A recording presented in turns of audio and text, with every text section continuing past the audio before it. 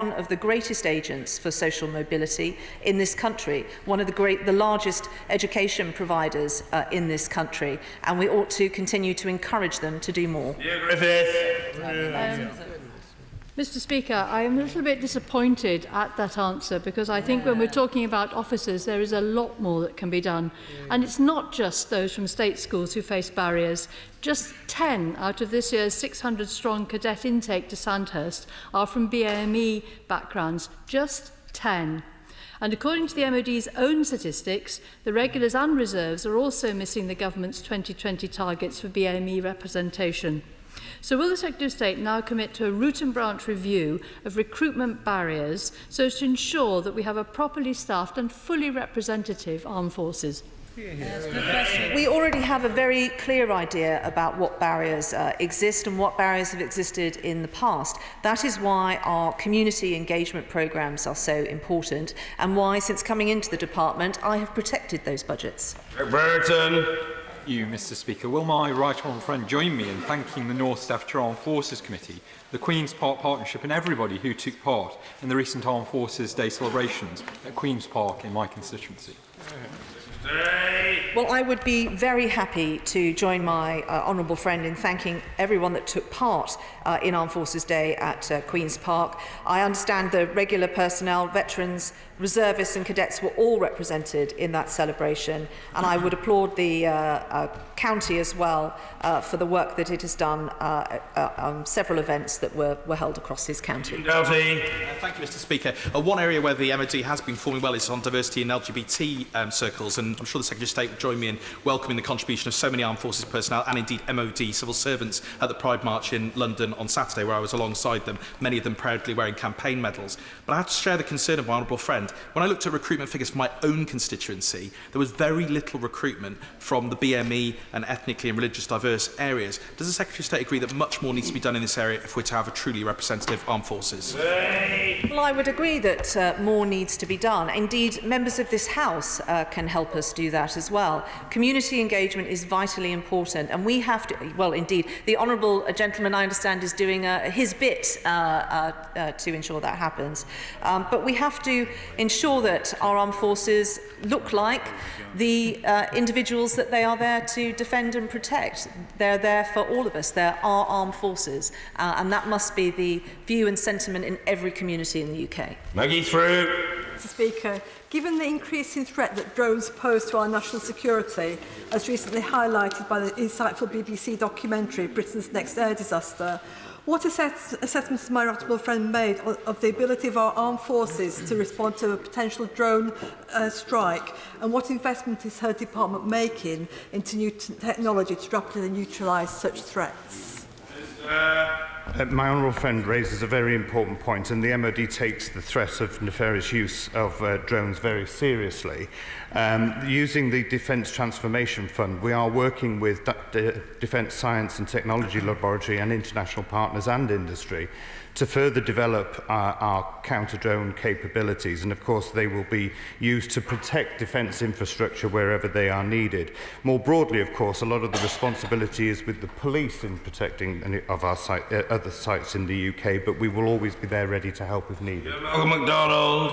Mr. Speaker, the last time the Secretary was at the dispatch box, we discussed an internal Ministry of Defence policy on torture that contravenes domestic and international law. She promised a review. Has the review happened, and has the policy been dumped? That review has concluded. I have looked at it, and the policy will be changing. Mary Robinson. Speaker, inspirational charities such as Combat Stress and Greater Manchester-based Veterans Garage tackle issues such as depression and social isolation in our former servicemen and women. What assessment has my honourable friend made of the barriers that veterans could face on their return to civilian life? Mr. Elwood. Mr. Speaker, there is something quite unique about our armed forces, the sense of belonging, the sense of duty, the sense of pride that you have in working in such a collegiate operation. To depart from that, from the armed forces environment into the civilian world, can be quite a culture shock, and that's why we have our transition programme, which can last up to 2 years to support those. Occasionally those extra help is needed, and I pay tribute to Combat Stress for the work they do in providing that support if it's required. Perkins. Thank you, Mr. Speaker, for all the warm words from the Armed Forces Minister about army recruitment moving in the right direction. Isn't the truth that for every single year that we've had a Conservative government, the size of the fully trained army has been smaller than the year before? Isn't it time that he confronts the reality that we are facing and stops trying to kid people that this is moving in the right direction? Well, I think the figures I've quoted speak for themselves. We are now increasing the size of the British Army. Thank you, Mr. Speaker. Mr. Speaker, too many military personnel continue to live in substandard housing, despite the government spending £135 million on refurbishment. So what more can the government do to make sure our armed forces get the standard of accommodation they deserve? Mr. Speaker, my honourable friend makes a powerful point. We have a programme of rebuild where £4 billion is being put in to make sure we provide that state-of-the-art accommodation for our future defence capability. But I agree with him that we need to do more to make sure we provide the accommodation that those recruits that we want to bring into the fore are receiving the type of housing that they deserve. Morgan. Thank you, Mr. Speaker. With the latest NHS statistics identifying that around 60 veterans a day are seeking professional assistance for mental health issues, what steps is her department taking to ensure that our service personnel receive the tailored, bespoke mental health services that they need and deserve? If I could just clarify the difference between those who are serving and those veterans as well. If we're speaking about veterans, we now have the Transition, Intervention and Liaison Service, which each health authority now provides to give that support, that mental health support that we make sure they deserve. In the case of those who are serving, as I touched on before, our mental health and well-being strategy is doing far more, which is why more people are actually putting their hand up to say, I need help. That is a good thing. Damien Moore. Thank you, Mr. Speaker. Could my right honourable friend update the House on the future role of our F-35 jets given the successful completion of their first operation? Having achieved initial operating capability from land in December 2018 and with the successful completion of their first operation, the Lightning programme is now focused on delivering IOC and carrier strike, which is planned for December 2020. Phil Wilson. Thank you, Mr. Speaker. Within the 4 weeks of the Salisbury incident last year, Russia Today and Sputnik published 138 separate and contradictory narratives and 735 articles about the Skripal poisoning by a chemical weapon by Russian agents. There were dozens of different narratives on the rise of Novichok, on the use of Novichok, how it wasn't Russia's fault and how Russia was the victim of a witch hunt. It is one of the examples that is being deployed by Russia by hybrid warfare. What plans does the Secretary of State have to enhance the role of the cross-government use of the fusion document, and how able is the government to expand the use of the 77 Brigade if needed? Well, I declare my interest as Deputy Commander of 77 Brigade, so a subject close to my heart. Hybrid threats present themselves in many domains, therefore we utilise a whole-of-government approach to protecting the UK against such activity.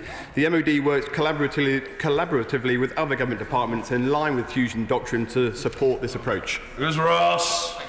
Just a couple of weeks ago, we saw the RAF livery on the first of the UK's new Poseidon P8 aircraft. So will the Secretary of State come up to RAF Lossiemouth to see how the base is preparing for these new aircraft and the hundreds of additional personnel, and also see the work that's been done by local firm Robertsons and Boeing to construct the Poseidon facility?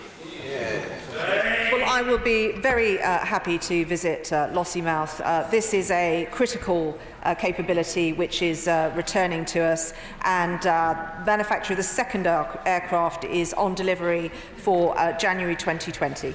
Mr. Brenda Sharma. Thank you, Mr. Speaker. Will the Secretary of State commit to spend more protecting UK intellectual property, the underpinning of our high-tech defence industry? The honourable gentleman raises a very important point, and this is exactly why in the last budget we had the extra 1.8 billion, because this is exactly the sort of areas that we will be looking at.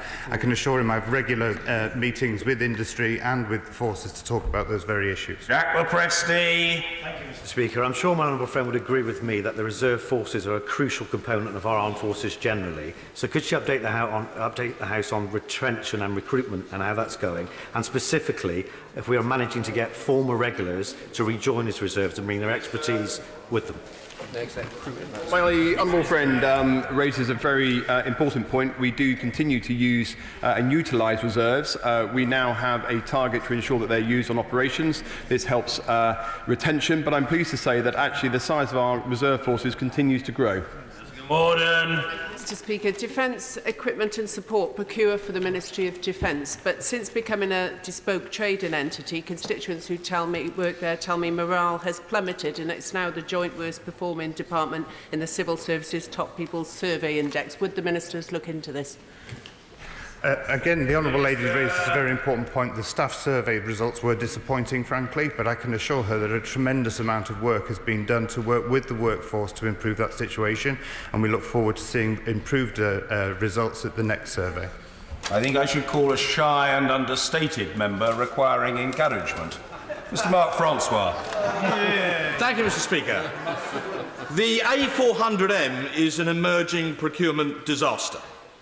We've paid £2.6 billion for an aircraft with appalling reliability, bad engines, a virtually broken gearbox, problem propellers, massive vibration problems, and an inability to deliver paratroops.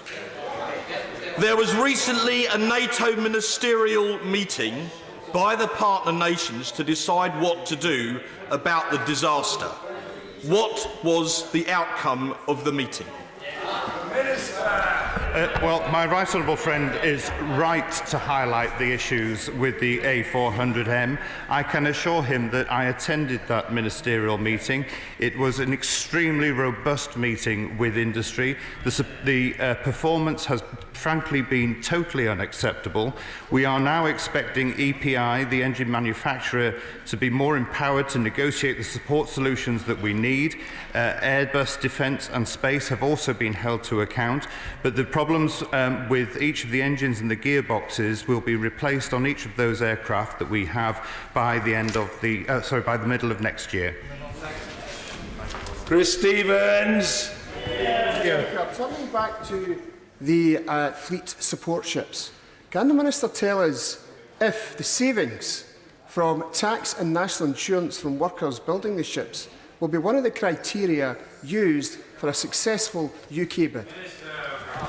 As I've said on many occasions before when answering these questions, we follow the Green Book rules with Treasury, but we will continue to have those conversations with Treasury about the wider prosperity agenda that our defence industry brings to the UK. James Gray. Mr. Speaker, rates of pay have an important role to play in retention, particularly on recruitment, particularly perhaps amongst the younger members newly recruited.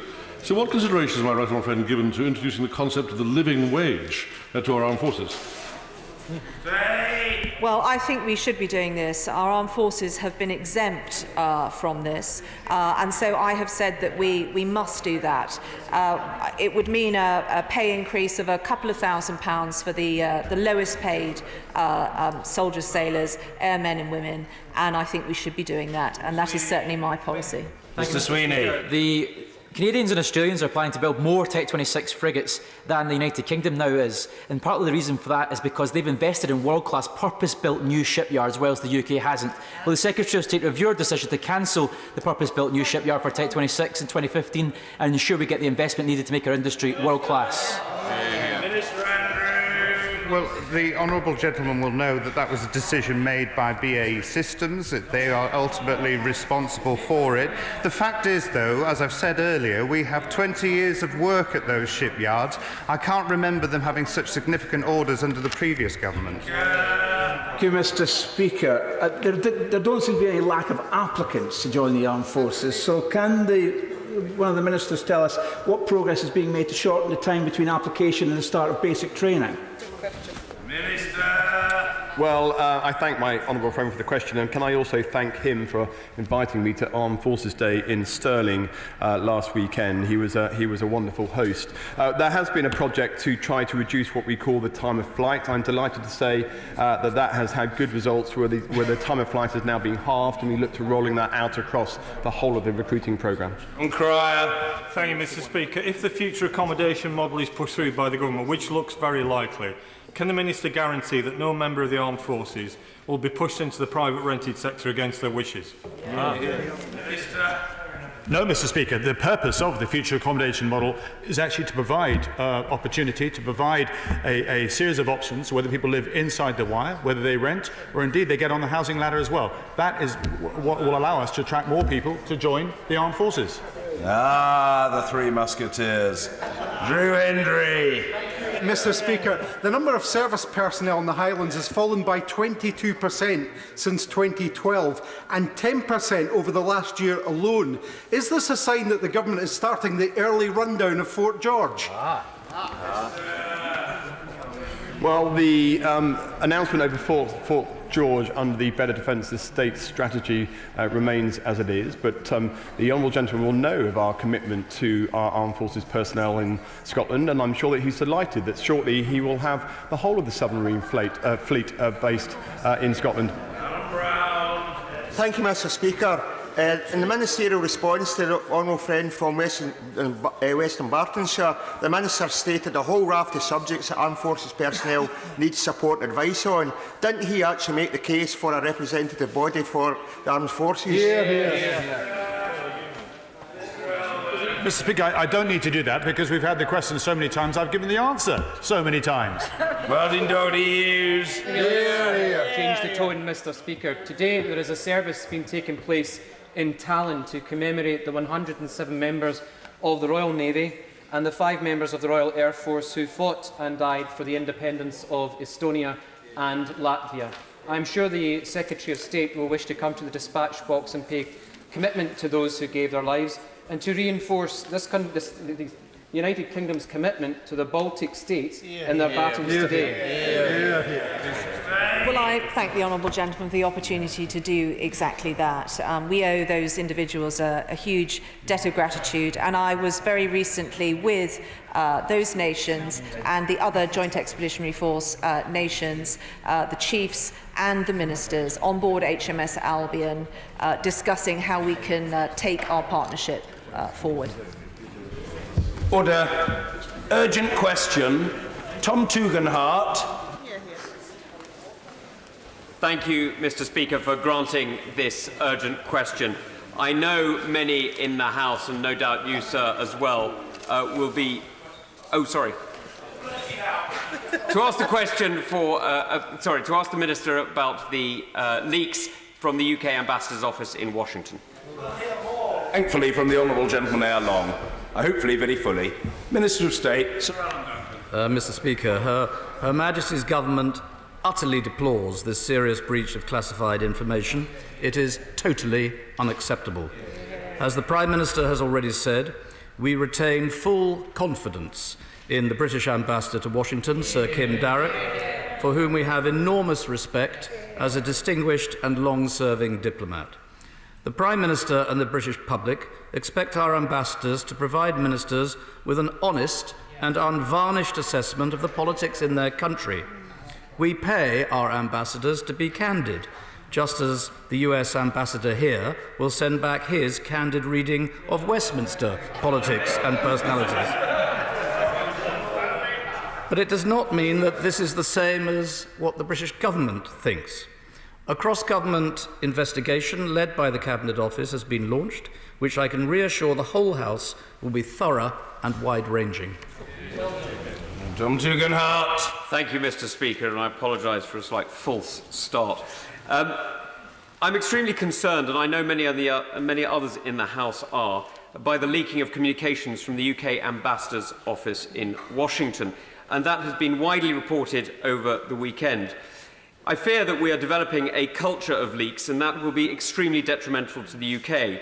They damage our reputation, impact on our ability to function effectively, and undermine our relationships with our allies. And now, while I understand that the Foreign Office has opened an inquiry into this leak, I have today written to the Commissioner of the Metropolitan Police to ask that a criminal investigation also be opened into the leak. I have asked her for reassurance that all necessary resources will be made available to ensure that the source of this leak is determined as a priority. I have asked the Foreign Secretary today for details of the leak inquiry, who commissioned it, who will it report to, will it be published, will serving ministers and officials and their predecessors be compelled to participate, what happens if they do not.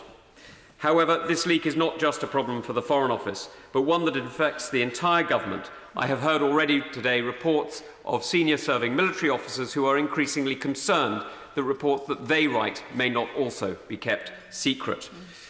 And I've also written to the Prime Minister to share this view and to ask her to ensure that all relevant parts of government are asked to help investigate the leak and urge her to respond robustly to prevent similar incidents occurring again. So I want confirmation from the Minister that this issue is being treated with the seriousness it requires at the heart of government. And my right honourable friend, the Minister, has already spoken powerfully condemning it. What I would like to see is that he treats this with the seriousness he has already begun and orders a criminal inquiry.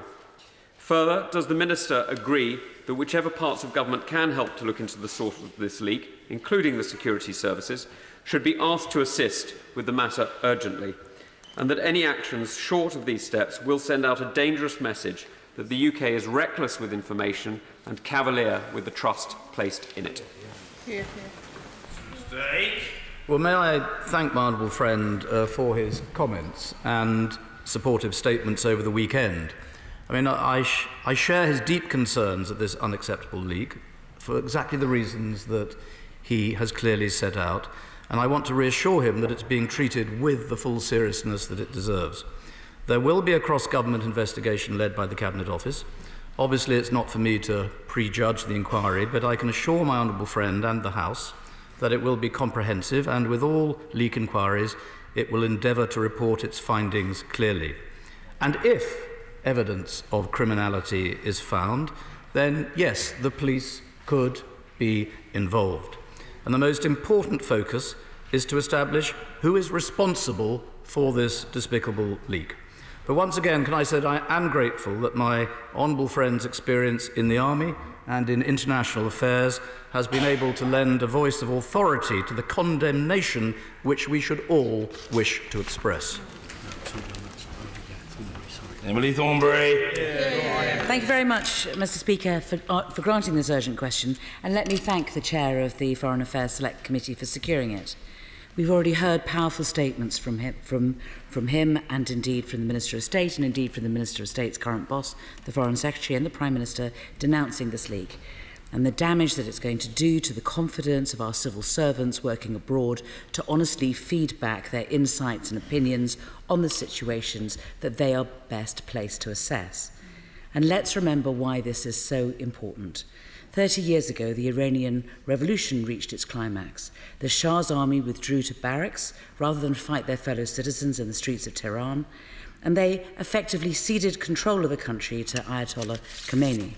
It was an event that sent shockwaves through the Middle East and one that triggered deep soul-searching at the Foreign Office. How had they failed to see this coming in a country which was regarded as such a close ally and such a vital trading partner?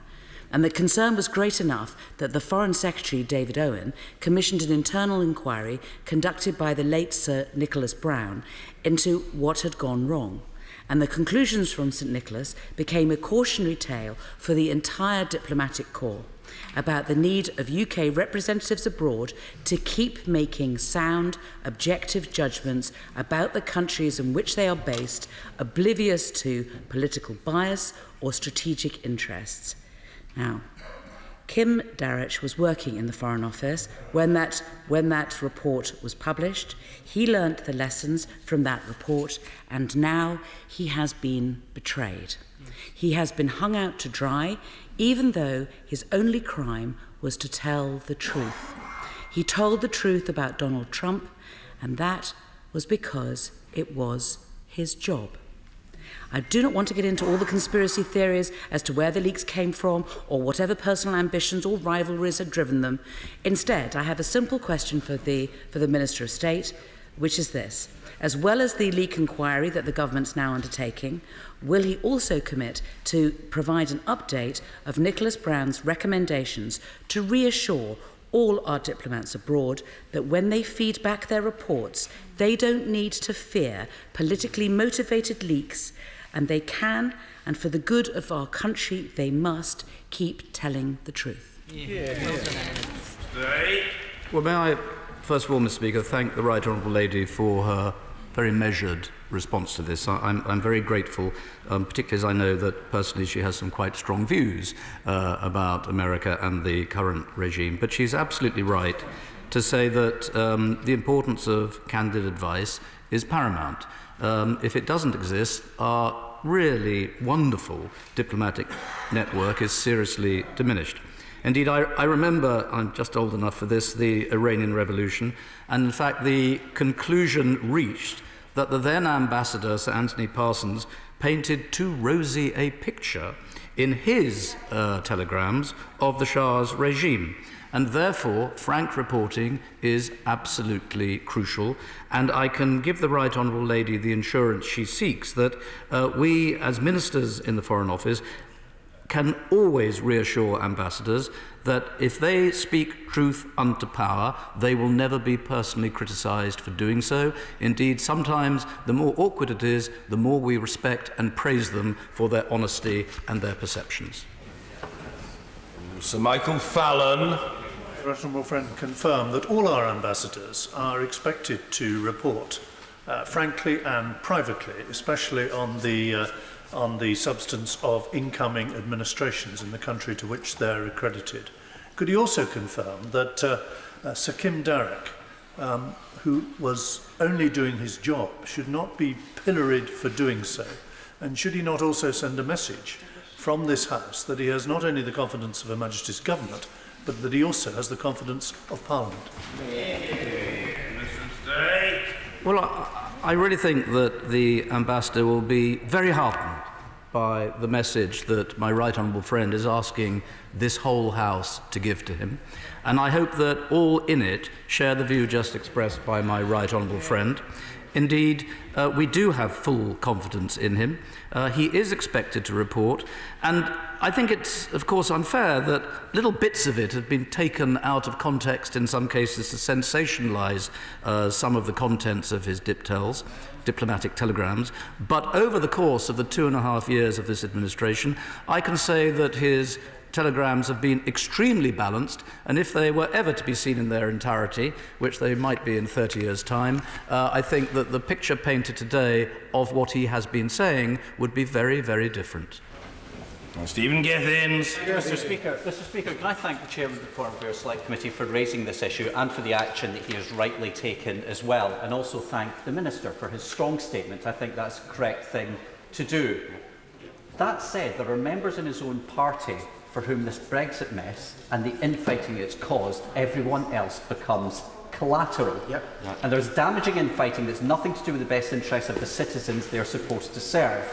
Now, officials and especially ambassadors must be able to provide frank advice to ministers about foreign leaders. And the Minister must recognise, as he had, the value of officials being open to ministers without fear or favour, even if other members of his party may not. Now, given the seriousness of this leak, what action does the Minister feel should be taken? And if there's an elected official involved, does he feel that person is worthy of ministerial office? Furthermore, I've seen some reports that people think it's a good idea to have Mr Farage as the UK ambassador in Washington.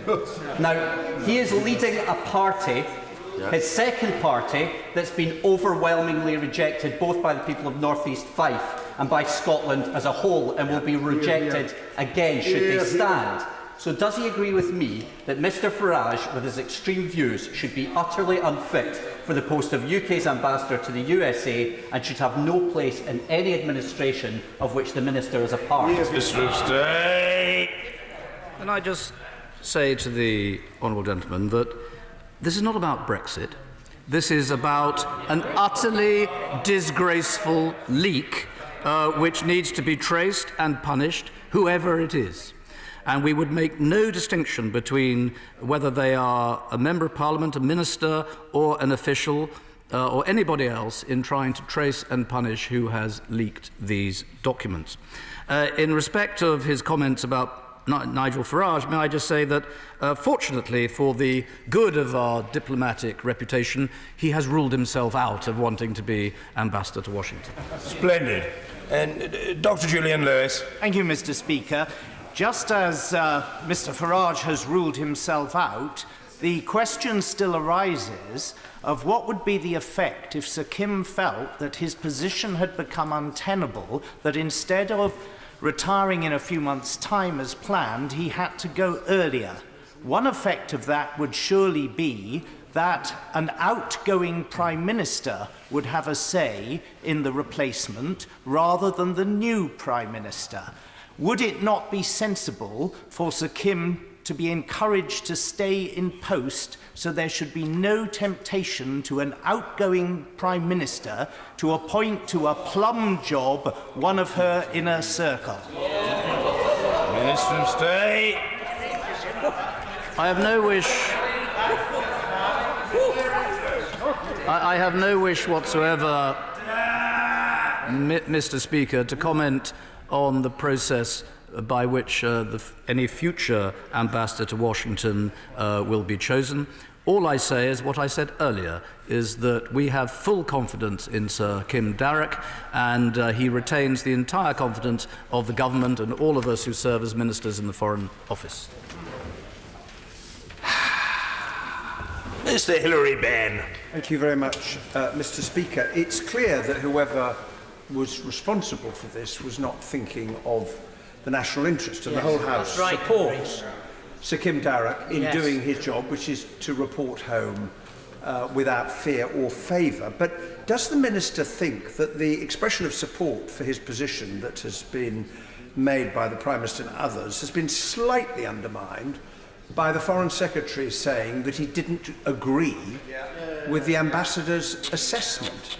And it would be helpful to the House if the Minister could explain why that is the case, as it seems to many of us that Sir Kim was only reporting what lots of other people can see for themselves. Well, my right honourable friend was making a distinction between what is analytical reporting and what is said to be the view of the government. In that sense, my right honourable friend, the Foreign Secretary, was absolutely right to try to draw this distinction, and he, I and everybody else have full confidence in Sir Kim Darroch. Sir William Cash. Mr. Speaker, these toxic and unjustified attacks on the President of the United States and his administration are regarded by many people as completely unjustified. As Chairman of the European Scrutiny Committee, I was more than well aware of Sir Kim's own prejudices in relation to the EU. Surely it is not his so-called frankness which should be the issue, but his lack of judgment which disqualifies him from his post.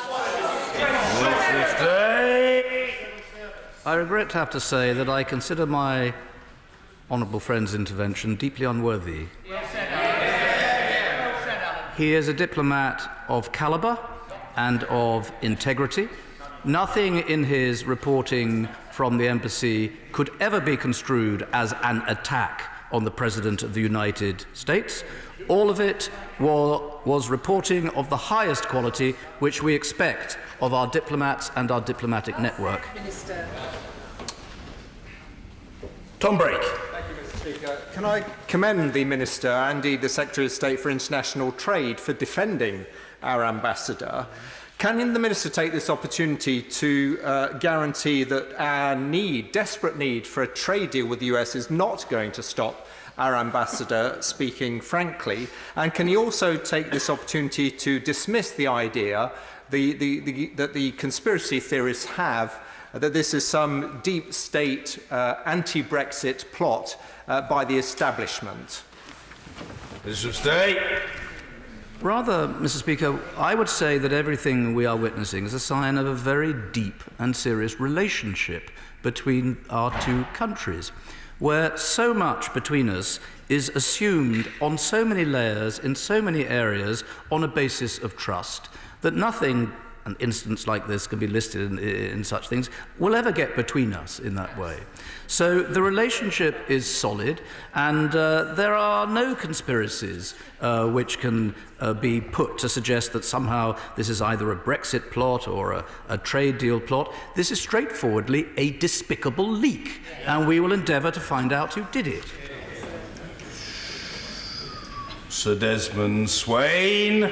Inevitably, however, there will be aspects of the ambassador's role that will now be much more difficult to carry out, won't they? Minister of State. But as with so many diplomats, he has style and confidence which can make sure that he can. Marvellous. Ben Bradshaw. Mr. Speaker, it is inconceivable that a leak intended to damage our serving ambassador in Washington came from a fellow civil servant. So will he confirm that the telephone and email records of serving and former ministers and special advisers in the Foreign Office will be part of the investigation? Yes. And given the close relationship between the journalist who received this leak and leading pro-Brexit politicians, what does he think was the motivation behind it? Minister of State. I have to say, the honourable gentleman, I've rather been puzzled over the weekend about what the motivation could be, because any kind of scenario I put in my head sort of doesn't seem to add up. But in terms of his question, that will of course be for the inquiry. I would merely point out that one of the leaked documents was from 2 years ago, and 3 were from about 8 to 10 days ago.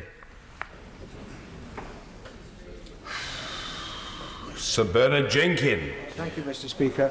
Does my right honourable friend share my confidence that this episode is most unlikely to have any lasting effect on our relationship either with this administration or with the United States in general?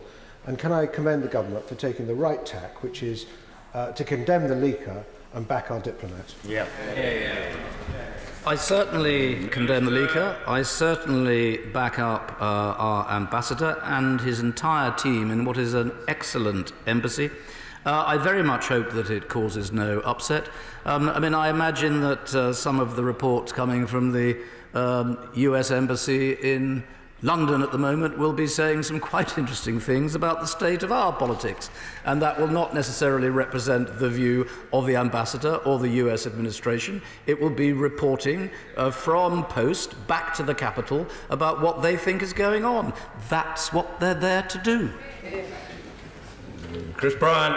The Foreign Office simply can't function. It can't do its job properly on behalf of all of us unless there is a confidential guarantee written into the whole fundamental system. But just as in the 1930s, when the British ambassador in Berlin regularly reported back in a way that was seeking to please the Prime Minister here, as well as the Führer in Germany, isn't it absolutely vital that all our ambassadors and High Commissioners around the world are absolutely certain that it is their job not only to tell the truth about the country where they are resident, but also to the ministers here, whatever the ministers may like or want to think about it. Minister. I'm very grateful to the honourable gentleman, who of course has experience as a foreign minister, so he knows this process very well. It is not the purpose of an ambassador to ingratiate themselves to anybody. They are there to tell the truth, and it benefits everybody when they do, and it is leaks of this sort which make it more difficult. So I very much hope that our ambassador to Washington will not in any way feel browbeaten by the media onslaught, and he has the full support of every single person in this House of Commons. Mr. Blunt.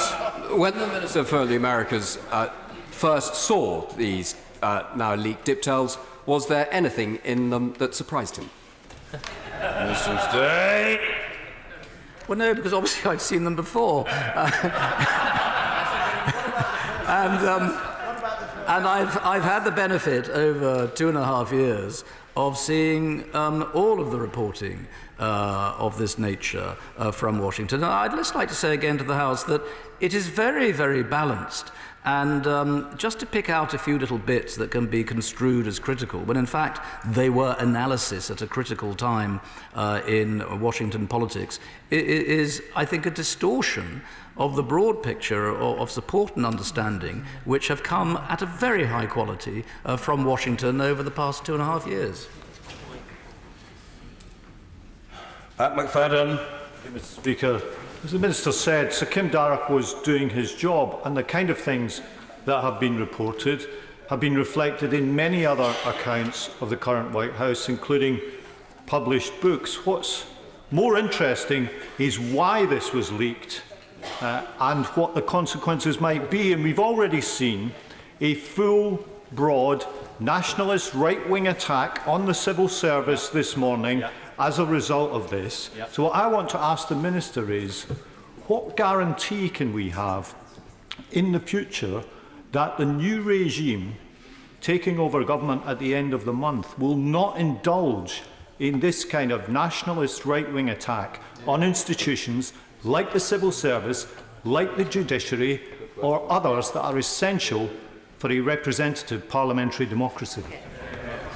Well, the new regime, as he calls it, will have to speak for itself when it has taken its place. But I think there's something else this House should condemn very strongly. And that is the comments of Nigel Farage, immediately jumping on a political bandwagon, as he saw it, to call for the ambassador to be sacked. I think in the eyes of many people, what little respect they might have had for him will have evaporated even further when they heard that. Richard Benyon. I want to thank the right honourable gentleman for his reply to the, I'd say, extraordinary question from our honourable friend, the member for Stone. Those of us that have had briefings from Sir Kim will know how balanced they are, how professional they are, both in his role, in his current role, and also when he was at UCRAP. And so I'm very grateful for the position the Minister has said. But I also hope that a message will go out right across the diplomatic service and to ministers, potential ministers in future as well, that all the agencies at the resource of the government will be used in inquiries, and those that will be found to have done this will really regret having done it. Minister of State. Well, my right honourable friend, of course, serves on the Intelligence Committee, so he is familiar with the organisations which I think he's suggesting should also be deployed here. The Cabinet Office will use all of the means it can to delve into this and try and find the culprit. And I wholly agree with my right honourable friend that if we succeed in tracing who did this, they should regret the moment for the rest of their life. Mrs. Madeline Moon. Thank you, Mr. Speaker. Sir Kim Darroch has always been someone who gave honest and frank reports, no matter which party you represented. Whenever delegations go to the US, it is vital that the briefing they have are honest and impartial, and they always have been. On the positive that happened this morning is that during my journey to the station, so many people I spoke to tuned into Radio 4, and the minute they brought on Nigel Farage to make his comment, they immediately turned off because they felt his opinion on Sir Kim was so appalling. Minister of State. Well, I'd rather like to echo everything the honourable lady has just said. I also heard him on the radio, and after throwing something at it, I then switched it off. The Washington Embassy is a remarkable institution. The number of people who go through the Washington Embassy every year is enormous. And yet, with style and dignity and a warm welcome, the staff and the diplomatic team cope with it marvellously and feel that make everybody feel they've been paid proper attention to. So I commend them for everything they do, and long may it continue. Bob Seeley. Mr. Speaker, would the Minister agree that if the person leaking had signed the Official Secrets Act, then the Act would appear to have been broken, a breach of the law would have taken place, and the police will have to be called, as the matter would therefore appear to be criminal. Minister of State. The inquiry will be thorough, and therefore, whatever the law says, the law will be followed appropriately. Jim Shannon. I thank the Minister for his response to the answers as well, always very balanced. Does the Minister not agree that the leaks of this information is simply not good enough and steps need to be taken to prevent this? Has consideration, Minister, been given to amending the procedural disciplinary steps for those in public service to underline the severity of these actions, not only to their personal career, but potentially having to answer a case in law? Well, of course, we already have the Official Secrets Act so that people can answer in law. Ministers are bound by the Ministerial Code. Whether there should be any increase in the severity of punishments that might be applied, I think is probably a longer-term question. In the meantime, what is important is that this inquiry, I hope, finds out who did it and absolutely nails them. Andrew Bridgen. Does my right honourable friend see any link at all between the timing of this appalling leak and the fact that just over a week ago it was announced in the media that Sir Mark Shedwell was coveting the position of our future ambassador in Washington? Minister of State. Forgive me, but I find these conspiracy theories rather tiresome. And I think that they are a diversion from the focus we should have on this, which is to appreciate the severity of what has happened, to find the culprit, and to unite across the House in making sure that we all agree on the matter and that we support our ambassador to Washington. Ian Murray. Thank you, Mr. Speaker. The Minister and I share something in common. We all throw things at the radio when Nigel Farage comes on, and why the BBC continue to persist with him as a commentator is completely beyond my comprehension.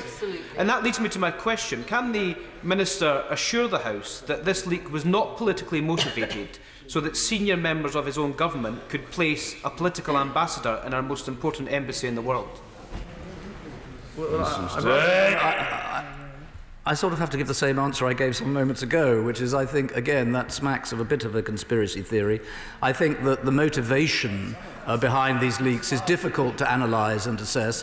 What matters is the fact that it was leaked, and that's what we have to focus on and address. Fabio. Michael Fabricant. My right honourable friend is absolutely right to stress the enduring links between the United States administration and our own. But can I pick him up on one small point? In answer to a question, he said that if there were found to be a criminal offence, which clearly there would be with this leak, there could be a prosecution. Surely it should be, there should be a prosecution. Would be. Minister of State. Well, any decision to prosecute, as my honourable friend appreciates, is a matter for those authorities who assess the evidence and then make the decision. So I think it would be inappropriate for me to suggest that something is certain, although I accept that what he's saying is conditionally. But I hope you'll appreciate that our view is that the investigation should be deep and thorough and severe and should follow the law if we find the culprit. Stephen Doughty. Thank you, Mr. Speaker. I think we just need to call this out for what it is. The individual or individuals responsible for this leak have betrayed this country. Yes. And those attempting to justify it and attack our ambassador and attack our civil servants are guilty of deeply un-British and deeply unpatriotic behaviour. So could the Minister tell me, and I've been on the other end of receiving dip-towels in the past, and I can say I agree with him on how balanced they are and how crucial they are to good decision-making in government, not least after the Chilcot report and what that taught us about decision-making. So can the Minister tell us what steps are being taken to increase the security around the circulation of and handling of diplomatic telegrams? Minister. In the preamble to his question, can I say, well said in every conceivable respect? And I agree with the honourable member in what he was saying. I think that any review of classifications and security decisions of that sort in our communications and their distribution is something that I'm sure will be looked at. But again, I hope that he appreciates that our first priority must be to investigate the leak itself. Mark Francois. Thank you very much, Mr. Speaker. This is an extremely serious leak, not just of one highly sensitive diplomatic cable, but of a number of them over a relatively long period of time. So I endorse the request by the chairman of the Foreign Affairs Committee, and indeed several other honourable members today, that the police should be called in and a criminal investigation should take place. But unless and until that happens, can the Minister confirm that the Cabinet Office inquiry, which he has announced today, will be led personally by the Cabinet Secretary, who of course has some experience of heading up sensitive inquiries in recent months? Mr. Speaker, the Cabinet Office inquiry will be cross Whitehall and then will report in the normal way up the line of seniority. My gapes. Mr. Speaker, there's been some speculation about how long Kim Darroch will remain in his post. Given his excellent record and the fact that he is clearly talking truth, regardless of the possible implications for the relationships with the country concerned, wouldn't the best answer to President Trump and to some in this House be for the Minister to recommend that Sir Kim Darroch's term be extended longer than the end of this year so that he continues to be able to comment on the uniquely dysfunctional and inept Trump presidency? Minister of State. I thank the honourable gentleman for his extremely unhelpful ingenuity. All I would say is that any decision about when Sir Kim finishes in Washington, I hope will not in any way be influenced by the events over the weekend. Bob Stewart. Thank you, Mr. Speaker. Whoever it is that has leaked these signals, they will have signed the Official Secrets Act, which means that they should not divulge anything above confidential, secret, top secret or above. This act is an act of a traitor, and whoever has done it, we should deploy everything we have against that person under the Official Secrets Act. Minister of State. Yes, Mr. Speaker, I think that our government, our diplomacy, our ministerial activity and the actions of civil servants all need to be underpinned by trust. And trust means that people have to be able to hold confidences, not leak inappropriately, or leak at all, not divulge information that should not be leaked. And this is a total and inexcusable breach of trust. And without that trust, government cannot function. And I hope that the investigation that's been started will be able to find out who did this.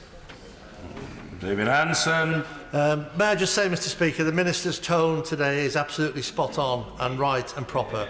I would ask him, though, if he could examine, given the leaks have taken place over a 2.5-year period, as to how many people he believes have had access to all that material over that 2.5-year period. And could he also confirm that it is the United Kingdom government that chooses the ambassador to the United States, not the American government? Indeed. We, of course, appoint ambassadors as we see fit in the interests both of our country and of the bilateral relationship they're there to serve. In terms of the emails that have been leaked, as I understand it, they are 2 years apart, one cluster very recent and one of 2 years ago, so it's not quite right to say that they've been leaked consistently throughout that period. But of course we don't know if there are any others in the wrong hands which might subsequently be leaked. But I say it again for the umpteenth time, I hope that the investigation is successful and that we can get to this, to the bottom of this breach of trust. Philip Oliver. Typically, how many named individuals would be on the circulation list for a diplomatic telegram from Washington? Is it 10, 50, 100 or 1,000? It's probably, once it's gone through the whole rounds to all posts and to various layers, probably well exceeds 100, I'm guessing. So it is quite a large number. And depending on the classification of a document, it will either be restricted or more widely distributed. So the numbers vary quite a lot. Ian C. Lucas. Mr. Speaker, The journalist behind these stories, as my honourable friend for Exeter pointed out, has close links to the Leave.eu campaign and specifically to Aaron Banks, currently being investigated by the National Crime Agency on the matter of overseas donations to elections in this country. Given that backcloth, does the Minister agree with me that it is essential that we also look at the possible role of hostile powers in this leak? Minister. We do not at this stage see any evidence of third-party intervention of that sort. The first premise is that it is a leak from within, but of course we do not rule out any options, and that's what the investigation is there to study closely. Nick Dakin. Mr. Speaker, this leak is both reprehensible and deeply unpatriotic. Once the investigation is concluded, will its outcomes be reported to this House, along with the lessons to be learnt from it? I imagine that the results, whatever the outcomes are, would definitely be made public. In what form, I'm not in a position to say, but I'm sure that if someone is found, the world would soon find out about it. Martin Doherty-Hughes. Mr. Speaker, quid bono. When you see the untrustworthiness of the present American administration and its unfilleting of its own departments, ideologically driven like the State Department because they don't find them trustworthy, what assurance then can the Minister give to the House, and I hope he's blunt, because I think I know the answer, give the assurance to the House that the future occupant of 10 Downing Street will not do the exact same type of ideological purges of the Foreign and Commonwealth Office beginning at the end of the month? Appointments in any subsequent administration are, of course, a matter for that administration. We will, of course, have to wait to see who's in it. Chris Matheson. Mr. Speaker, in common with other honourable and right honourable members, I've had meetings with Sir Kim Darroch in the past, and they've been both a pleasure and an honour. We have a convention in this place that we don't name officials, which is why today's statement is all the more frustrating. But does the Minister share my concern that today's statement is part of a trend? There is a clique within British politics who is undermining the civil service, as referenced, I believe, by my right honourable friend from Wolverhampton. They've attacked Ollie Robbins and called for him to be sacked. They've attacked Sir Mark Sedwill, and now they're deliberately seeking to undermine our ambassador to Washington. Isn't it about time we put a stop to these people who are undermining the way that British politics works? I agree with the gentlemen. Standards of decency are slipping, and they need to be restored. Drew Henry. Thank you, Mr. Speaker. This is an unprecedented leak, but is the Minister at least relieved that the incompetency and failure of the man who's likely to become the next Prime Minister of the UK is at least in the public domain, and he doesn't have to worry about the ambassadors of other nations doing a similar job? The Honourable Member is, of course, permitted to make what judgments he wishes, but as it would appear, Mr. Speaker, this is the last question. May I just say to the House, firstly, I'm very grateful for the cross-party support that has been displayed. I think it's a credit to this House that this exchange has been so dignified and purposeful. Secondly, I would like to reiterate once again our full support to Sir Kim Darroch as our ambassador. And thirdly, I hope through your channels, Mr. Speaker, we can also convey to the President of the United States our respect for him personally, for his office, and for the enduring relationship that I hope will endure forever between the United Kingdom and the United States. I'm very grateful to the Minister of State for the way in which he's handled this important set of exchanges, and I should like to thank all colleagues for participating in the last 41 minutes worth of expressions of opinion and questioning of the Minister. For my own part, this is an extremely serious matter. I just mentioned to the House that I last saw Sir Kim Darroch when I was in Washington in May and had an extremely good and informative meeting with him. He is not merely a highly capable, but frankly an outstanding public servant. I simply want to express the hope that in the light of the rather venomous and misplaced personal attacks that have been lobbed in his direction today, I hope that he will not in any way be cowed. Rather, I hope and trust that he will be fortified by the expressions of opinion about that public service this afternoon. Order. Urgent question, Andrew Selous. Thank you very much, Mr. Speaker. And can I ask the Chief Secretary to make a statement on the implications for patients of the taxation of NHS pensions? Yes. The Chief Secretary to the Treasury, Chief Secretary Elizabeth Truss. Mr. Speaker, the government keeps public sector pay and pensions policy under constant review in the context of the wider public finances. For the majority of savers, pension contributions are tax-free. The annual allowance is a fiscal measure which operates across all registered pension schemes in both the public and private sectors alongside the lifetime allowance. The measure is kept under review by the government to ensure that the benefit of tax relief on pension schemes remains affordable. Mr. Speaker, some senior clinicians face pension tax charges due to the increase in the value of their pension accrual. In fact, I understand that the Secretary of State for Health is currently in discussion with senior representatives from the BMA, and the government is taking this issue very seriously. That is the right place for these discussions to be held. However, this House will recognise that the same tax rules must apply identically to everyone in the same situation and regardless of their employer. It's simply not possible to have different tax rules for senior clinicians in the NHS compared to everywhere else. I understand that the Secretary of State for Health and Social Care will publish a consultation on proposals for a new 50-50 pension flexibility for clinicians in the NHS scheme. 50-50 will give senior clinicians in England and Wales more choice over their pension accrual and so control tax charges. And since last autumn, all members of the NHS scheme on the taper can elect for the pension scheme to pay any tax charges now and so avoid any impacts on take-home pay in return for an actuarially fair reduction in their pension. Mr. Speaker, I recognise the concerns raised, and I can assure the House that the government will continue to monitor the impact of pensions policies on public service delivery. Andrew Selous.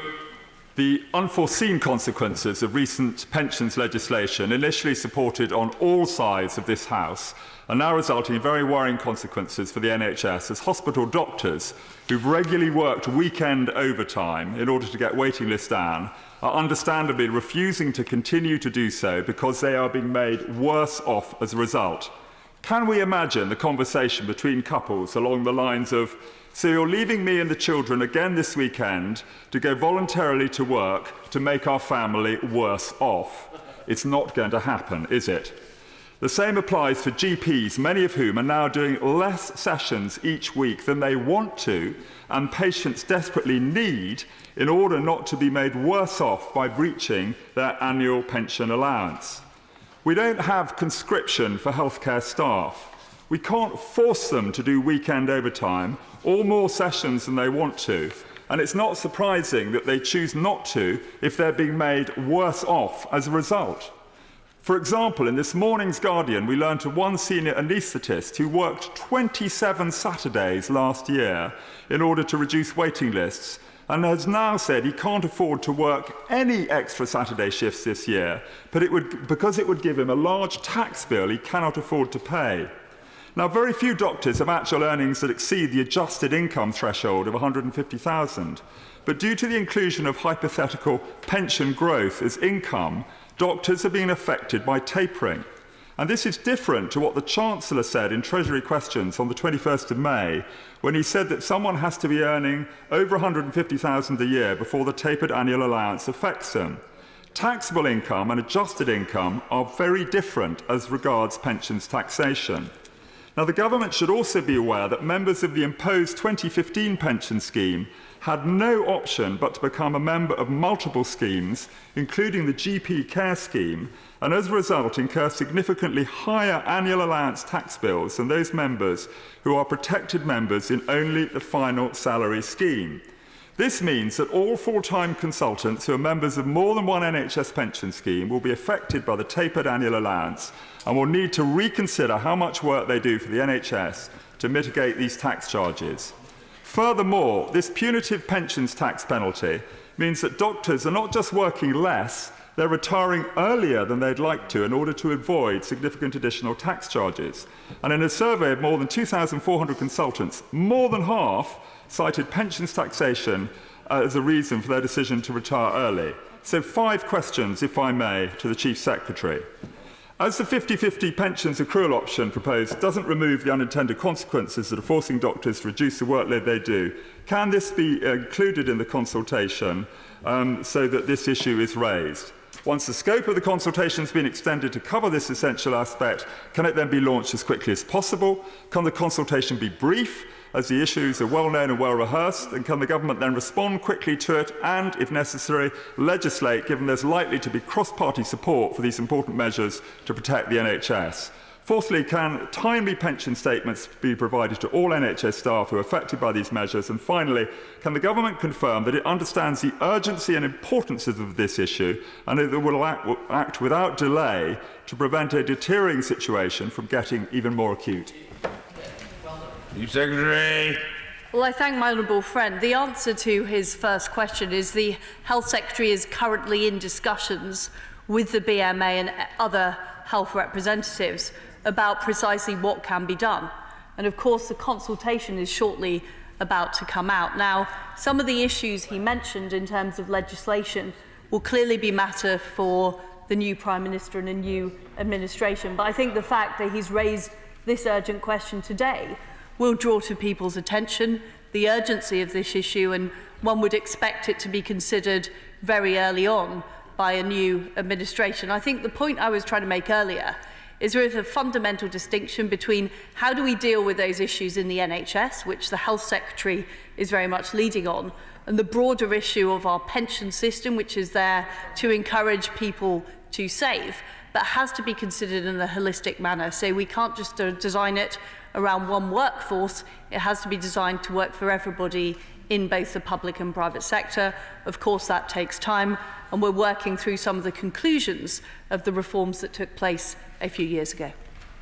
Annalisa Dodds. Thank you, Mr Speaker. I'm grateful to the Right Honourable Member for South West Bedfordshire for asking this urgent question. It follows, of course, the Westminster Hall debate 2 weeks ago about this issue, where members from across the House raised concerns about the government's mismanagement of the interaction between its pensions relief policies and the NHS pension schemes. The worst-case scenario that we all feared has become a reality. Hospital leaders are raising the alarm that waiting lists for routine surgery have risen by up to 50%. Unless this issue is dealt with, there's the risk that the approach of the end of the financial year will lead to even greater levels of working to roll after the summer. Now, the changes that have led to the issues we're seeing today concern, as indeed was rightly explained a moment ago, the interaction of the taper, which George Osborne introduced in the summer budget of 2015, with other rules around tax reliefs and the 3 NHS pension schemes. Despite decisions being taken around these measures some time ago, there appears to have been next to no communication by government with representative groups about this issue until the crisis had already begun. So very different to the constant review which the Chief Secretary referred to in her statement. Now, it is fair, Mr Speaker, that tax relief should be consistent with other core principles of taxation and that the pension allowance should decline progressively for those people who earn high incomes. However, at issue here is the interaction of that system with the NHS pension schemes, which the representative organisations maintain they were not properly consulted about. Many consultants are only now becoming aware of their liabilities. I asked 2 weeks ago, and I'll ask again, whether government believes its communication with those affected has been sufficient. Furthermore, does the Chief Secretary to the Treasury believe it's acceptable that many of those affected have not even received pension statements in a timely manner due to delays by capita? Surely that's only exacerbating these problems. Absolutely. Now, the government maintains, and the Chief Secretary did it again a moment ago, that this issue will be solved by the 50-50 pension option proposed in the NHS People Plan, released last month. But a number of representative bodies have already expressed concerns about this option. So my third and last question to the Chief Secretary to the Treasury is. What discussions has her department, the Treasury, had with the Department of Health and with those representative bodies? What discussion have they had together about the 50-50 scheme? It's been painfully clear, both in the Westminster Hall debate and indeed just this afternoon, that there's been an abject lack of coordination across departments on this issue. Now, in conclusion, I'm sure that many of us are concerned about the lasting impact of today's crisis. NHS staff retention is already poor. This issue is one of many affecting dedicated senior staff, with large numbers raising concerns about levels of stress and a general lack of resource. A whole variety of government failures are driving those retention problems. Today's crisis will likely add to this, with confusion over pension relief, pushing many to retire earlier than they previously would have, or encouraging some to opt to take on additional private work. I'm concerned not only for those consultants, but for their patients. There's currently 100,000 NHS staff vacancies. That's 1 in 11 of every NHS posts. The latest failure will see yet more delays for people in desperate need of care unless the whole of this government working together gets a grip. Thank you. Secretary. Mr. Speaker, we do acknowledge that there is an issue. That is why the Health Secretary is poised to launch the consultation. That is why he is meeting with representatives from the medical profession today, and that is why we have taken those steps. And of course, the point the Honourable Lady makes about is the 50-50 enough, is there more that can be done, are precisely the issues the Health Secretary is discussing with those representatives from the medical profession. Of course, the Health Secretary is working hand in hand with the Treasury on finding NHS-specific solutions to deal with the problems that we all acknowledge that has been raised by my honourable friend from these benches. We all acknowledge that. But I think that the important thing to remember is, whilst we do need to look for NHS-specific solutions, which is precisely what the Health Secretary is working on, the broader issue of taxation cannot just be looked at for one profession. It has to be looked at pension system in the round and in the whole. And I'm not going to today, Mr. Speaker, at this dispatch box, announce an entirely new pensions policy. What we are doing is we're pragmatically dealing with the situation that's arisen in the NHS. Of course, we continue to review our pension system to make sure it makes financial sense for those people contributing to it, as well as for the Exchequer.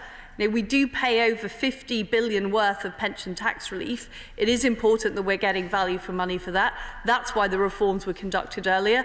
Of course, we continue to need to look and review at it to make sure that it is providing value for money and also the right incentives for people to save for later age. Sir John Redwood. In West Berkshire and Wokingham, we desperately need to recruit and retain more doctors and other senior medical personnel. Will the Treasury look at the whole issue of the 60% tax rate, which kicks in at 100,000 for a band of income above that, because a lot of very important public service workers, not just in the NHS, are caught in that band and are paying higher marginal tax rates than people earning a lot more? Chief Secretary. Well, I think my honourable friend makes a very interesting point. In general, I'm in favour of lower taxes and a simpler tax system that always rewards those who go out to work. Dr. Philippa Whitford. Thank you very much, Mr. Speaker. Tapering lifetime allowances have already driven many senior doctors out of the NHS in their late 50s, and the issue now is the tapering annual allowance, which is reduced by £1 for every extra £2 earned. This issue was raised in 2017. It hasn't just come to light. And yet in May, the Chancellor talked about a threshold of 150,000, whereas actually the problem kicks in at 110, which many senior consultants and GPs earn above.